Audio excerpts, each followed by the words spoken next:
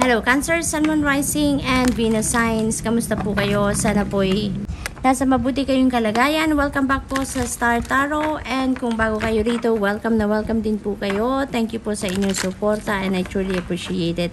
God bless you all po. Tignan natin ang mga messages ninyo for the week. November 12 to 18. Unahin natin ang mga trinkets, ang mga mensahe para sa inyo. We have the peace sign. Yan, napakaganda nito kasi may peace of mind na kayo. May ano na to, may kapayapaan na kayong nararamdaman dito, Cancer. Maring meron kayong mga iniindang problema, may mga challenges sa buhay na kinakaharap ang iba sa inyo recently at maaring ngayon masusolusyonan nyo na or maaring nahanapan nyo na ng solusyon kaya magkakaroon na kayo ng peace of mind dito, no? Maari din na meron kayong hindi pagkakaintindihan with another person, no? At ngayon, maring magkausap na kayo, magkaroon na kayo dito ng reconciliation, kaya magkakaroon ka na ng kapayapaan sa inyong dibdib, no? So, what else? We have tortoise. Ayan, slowly but surely, you're getting ahead dito, Cancer. Kung ano man ang mga binabalak ninyong gawin, pinagpaplanuhan ninyo yan, yung parang every step na titake ninyo towards this endeavor, parang pinag-aaralan ninyo, nag-iingat kayo, yung naniniguro kayo dito, yung parang sigurista mode kayo dito, Cancer. So we have the baby boy. Ayan. So maybe some of you are welcoming a new baby, no? Parang kahapon din or nung isang araw may ganitong energy din kayo, no? Cancer, kung hindi ako nagkakamali. Pwede rin naman na hindi. Please correct me if I'm wrong. Pero yun lang pumasok sa isip ko na parang meron din kayo nito. So parang nag-hang on sa inyong horizon ang new beginning energy, Cancer. So maaring marami kayong planong gawin na bago para sa inyo. Maaring may mga bagong endeavor talaga kayong papasukin sa ngayon. May mga fresh start, no? Dito na haharapin kayo siguro around this time. Kaya balik ng balik sa inyo yung energy na to. So maaari din, no, na ang iba sa inyo manganganak na, maaring mag-welcome na kayo ng baby boy or baby girl sa pamilya, or maaring yung person ninyo ang manganganak, maaari din ganon. So tingnan natin kung ano pang mensahe para sa inyo. We have number 46 chakra, Archangel Metatron. Ayan. So, ito yung third eye ninyo, Cancer, no? So, ibig sabihin nito na maraming downloads, no? Ang parating sa inyo.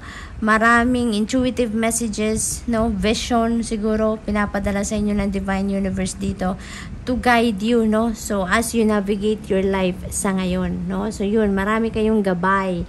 Marami kayong mga mensahe na natatanggap dito, and make sure na gawin din ninyo ang parte ninyo, no, para dito sa equation na to, para makuha ninyo kung ano yung guidance na binibigay sa inyo. Nang sa gayon, magabayan kayo ng Divine Universe dito, lalong-lalo na dito sa mga bagong sitwasyon na papasukin ninyo around this time. We have deceit.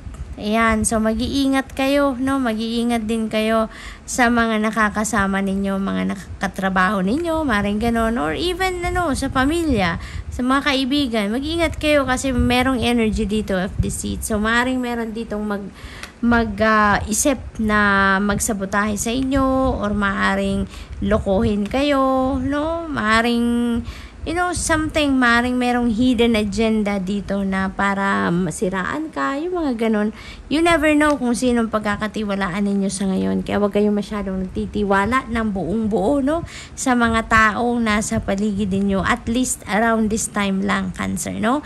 Water sign kayo, napakalakas ng inyong radar, kaya paganahin ninyo yan talaga, no? You can always feel kung something is off with the person, no? Anuhin ninyo yan, talaga pakinggan ninyo yan, no? Kasi magsisignal ang intuition ninyo kung merong hindi magandang balak or iniisip towards you ang mga tao or kung sino man sa paligid ninyo. Kaya pakinggan ninyo yan, no? So we have number 8, indecision. Ayan, you are in the fork in the road sa ngayon. Meron kayong iniisip dito na hindi pa kayo sigurado, no? Kung anong path ang tatahakin ninyo dito, hindi nyo alam kung anong option ang kukunin ninyo dito, hindi nyo alam. Are you going to take the left or the right way, 'di ba? So hindi niyo alam dito. Kaya meron dito tayong sixth chakra energy. Ibig sabihin nito, I feel like related dito sa energy na to, Cancer. Kaya make sure na pakinggan ninyo kung ano yung napipick up ninyong intuitive messages dito, dahil maaring yan ay gabay para dito na magkaroon na kayo ng clear path, no, na tatahakin dito, makapag-desisyon na kayo kung ano yung gagawin ninyo sa sitwasyon na yan. So what else for Cancer?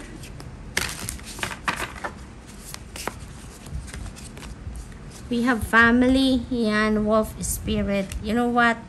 Cancer, maaaring yung indecision na to, that is linked sa family affairs, no? Family matters. Maaaring yun ang pinagdidesisyonan ninyo. Marami siguro kayong kinukonsider dito, no?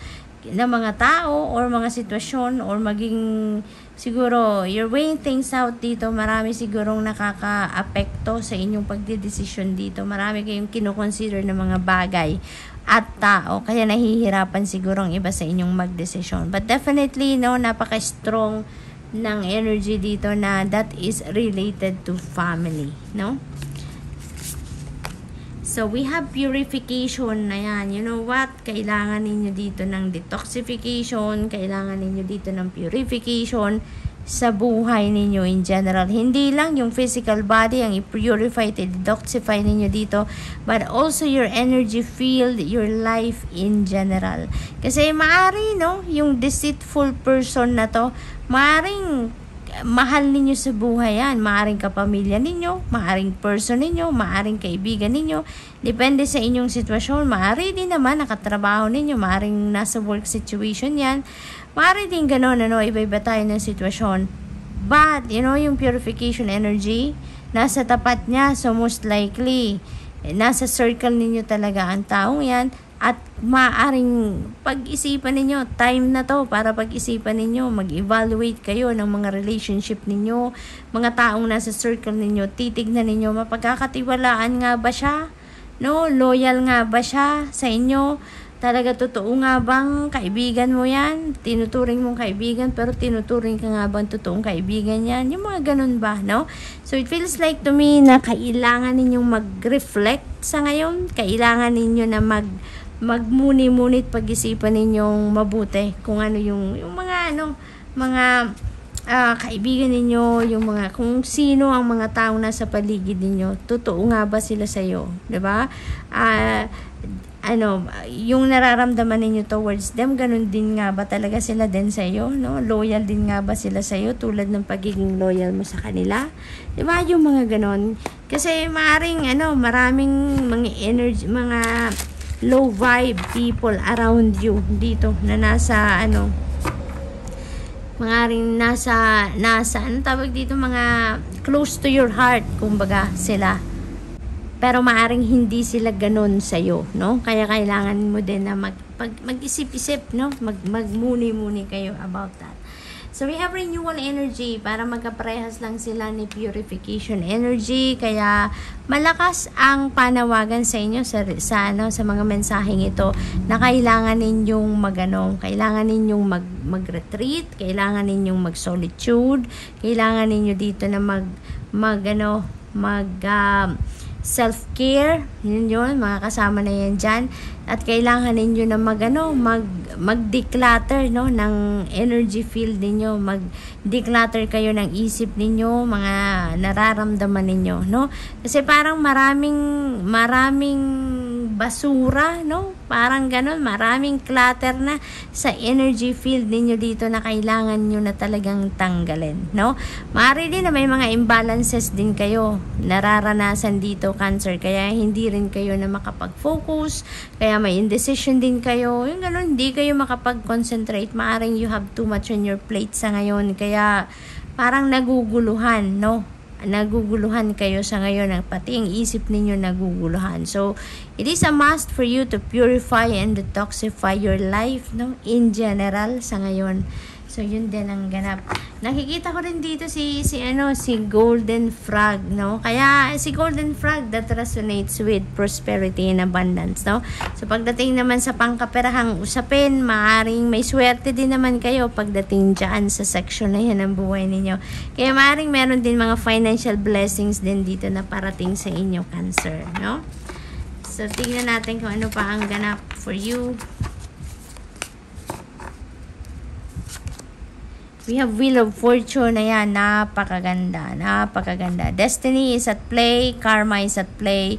Kung ano yung klase ng energy or vibration na pinutout ninyo sa mundo, sa universe in the past, yan ang eksaktong babalik sa inyo sa ngayon. Ano? Magbabounce na sa buhay ninyo ngayon. Kung ano yung nilabas ninyo before. Kaya, makakaasa kayo na kung maganda ang inilabas ninyong energy, magaganda din ang mangyayari sa inyo sa ngayon, ano? This is good fortune and good luck on your side as well, Cancer. Kaya maaari ito si Golden Frog, no? Merong hatid talaga to na financial success and material success sa inyo sa ngayon. At kung meron din kayong mga dark circumstances na nararanasan na recently, Cancer, makakaasa ka na masusolusyonan na yan. No, there's going to be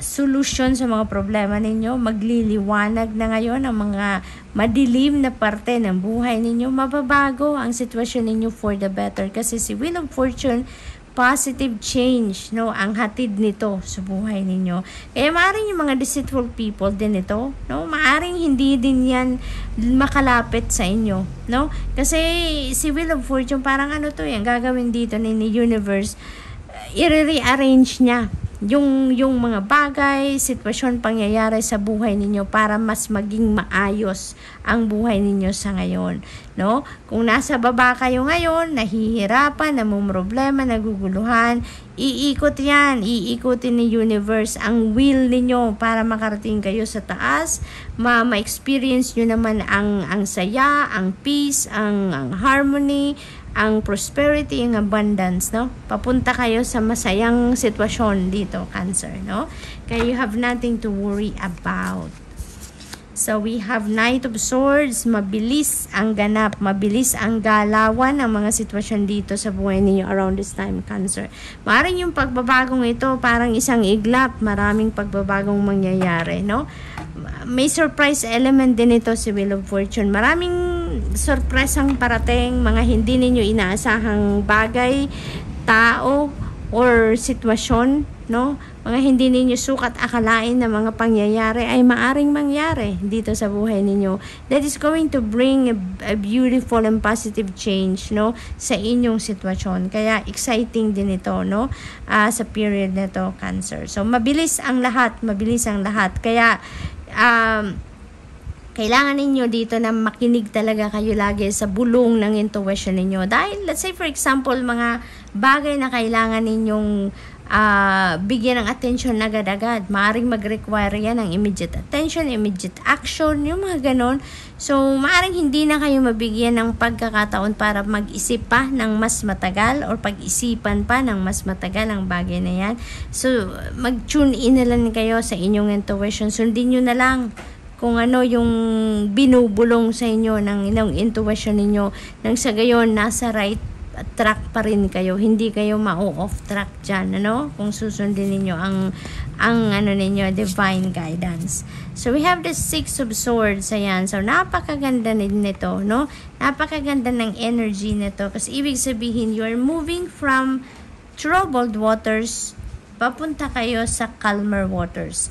Ang iba sa inyo dito, maaring merong dark circumstances talaga na pinagdadaanan sa buhay ninyo. Maaring yan ay related sa trabaho, sa career, sa relationship, sa pamilya. Maaring ganon, no, ang pinagdadaanan ng iba sa inyo dito recently. Pero ngayon, maglalakas ng loob kayo na mag-move on from that toxic and unhealthy situation.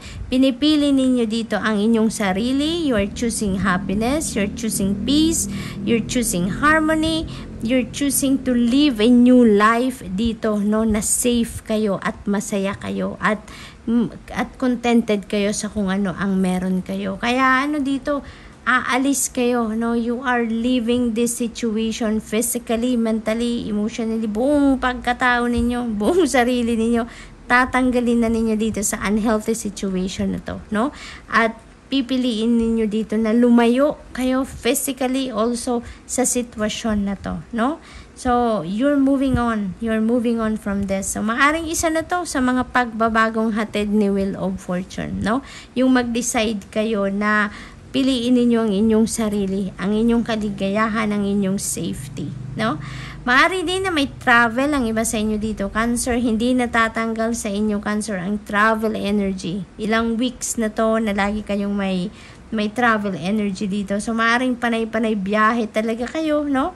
Maaaring related yan sa trabaho, business, no? Pasyal, pag-aaral, it could be anything, pero hindi natatanggal sa inyo ang travel. Kaya lagi lang kayo mag-iingat, no, sa pagbabiyahe-biyahe ninyo. So, Cancer, that's all I have for you for the week. I hope nakatulong ang mga mensaheng ito in some way. Thank you for watching. Love and light. Namaste.